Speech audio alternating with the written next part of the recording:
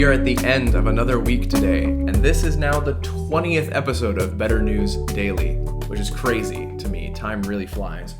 We're in the book of 1 Kings today, and I had so many ideas from this book. Wow, if you don't have a Bible reading plan at the moment, and you want something that will really hold your attention, 1 Kings. This book is jam-packed with crazy stories, and I had a really tough time picking just one, but I ended up going with a story that just kept gnawing at me because it has a lesson that I think is really important for us today. So I went with my gut on this one. Here on Better News Daily, we like to start our day with something other than political drama. So today, we're going to start our day with some biblical political drama. This is going to sound at first like a boring history lesson, but I promise you that this is going somewhere really practical. So hang in there. Let me start by showing you a map. This map here shows what the kingdom of Israel looked like during the time of Saul and David. So you can see the extent of their territory. But after Solomon, the map changes to look something like this. What happened here? Well, the nation of Israel split into two nation states. You had Israel in the north and Judah in the south. And today we're going to look at how and why this happened. So we'll start with Solomon.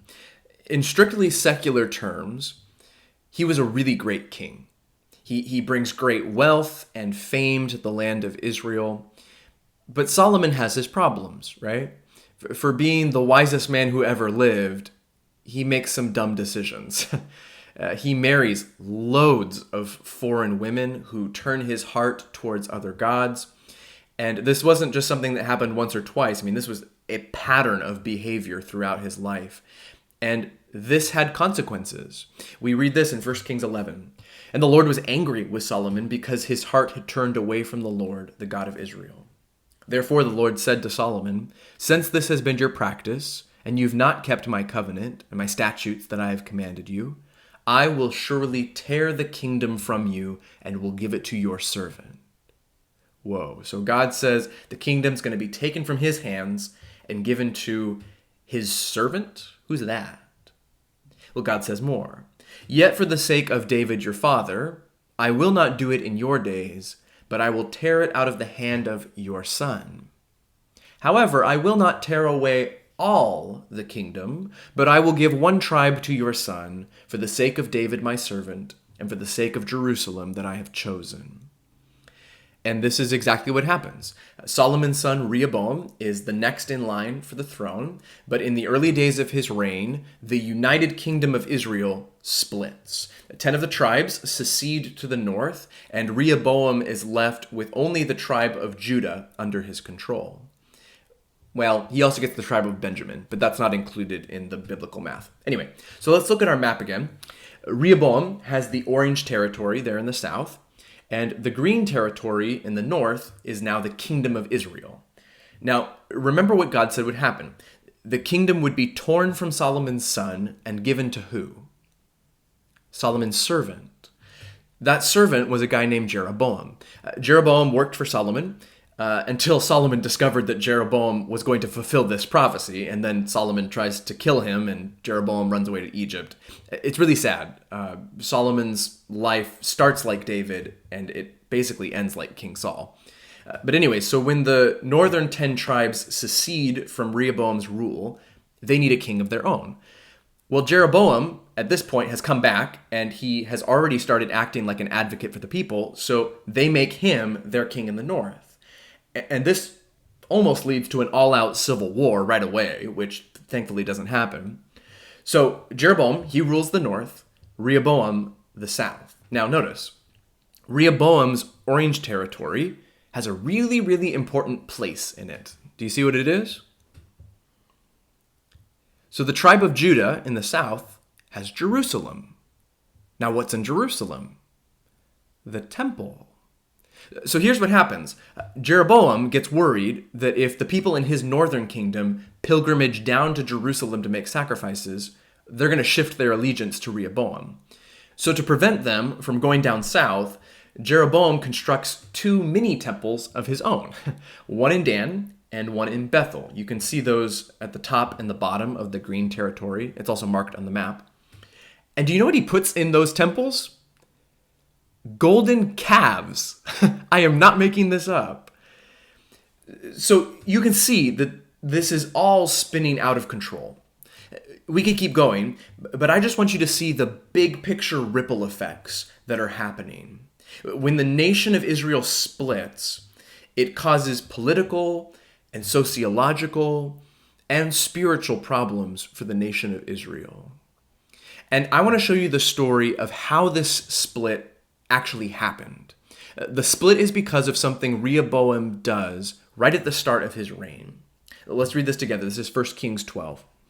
Rehoboam went to Shechem, for all Israel had come to Shechem to make him king.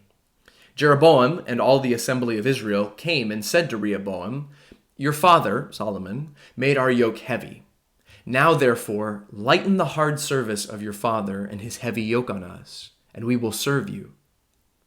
Rehoboam said to them, "Go away for 3 days, then come again to me." So the people went away. So the people complain about the work and taxation of the latter days of Solomon's reign. They want Rehoboam's reign to be softer. Rehoboam says, "I'll get back to you." Then King Rehoboam took counsel with the old men who had stood before Solomon his father while he was yet alive, said to them, "How do you advise me to answer this people?" And they said to him, "If you will be a servant to this people and serve them and speak good words to them when you answer them, then they will be your servants forever." Bad advice or good advice? Sounds like good advice, right?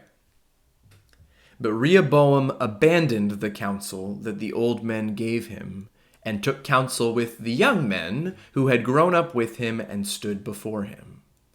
And what was the counsel of the young men, his peers? Well, Rehoboam announces it to the people after the 3 days are up. The king answered the people harshly, and forsaking the counsel that the old men had given him, he spoke to them according to the counsel of the young men, saying, "My father made your yoke heavy, but I will add to your yoke. My father disciplined you with whips, but I will discipline you with scorpions." And then everything we talked about happened. The people are like, hard pass, and then they form their own nation, and on it goes. Okay, why are we talking about this story? This story is a brief but important reminder for us today, especially for those like me who are in younger generations. You see, there is an unhealthy trend in Western culture, especially in American culture, to reject the wisdom of older generations. The opinions of parents and grandparents are considered outdated or regressive or out of touch. I'm generalizing here, but I'm sure you've noticed this in some way, whether that's on the internet or in social circles or in work environments. And I want to be careful here. I don't want to make the story of Rehoboam here be about something that it isn't. Clearly, the older guys are giving much better advice, and the young guys are giving objectively bad advice. That doesn't mean that all young people are fools, nor does that mean that all older people are wise simply because they've been alive longer. But I think we would be foolish to not recognize at least some wisdom in the underlying principles of this story. Rehoboam rejects the counsel of the older guys, partially because he doesn't like it, but also because they're old. What do these guys know? And so he goes with the counsel of the young guys that he grew up with, who will tell him things that he likes more. And we saw there are huge consequences to this decision. I see so many parallels to today. Too often, we all surround ourselves with echo chambers of people who will say what we want to hear and agree with our perspectives. And we mute voices of wisdom by categorizing them as out of touch. Here's today's question. Who are the counsel in your life? Now, I mean besides God, think of human counsel. When you need to make a big decision or process an emotional issue or work through a conflict situation, something that you need an outside opinion on, who do you go to? I think the story of Rehoboam would encourage you to not just get counsel from your peers and to not just ask people who will tell you what you want to hear. Now, that doesn't mean that you have to wholesale adopt what anyone says who's older and who disagrees with you. I mean, come on, use your brain.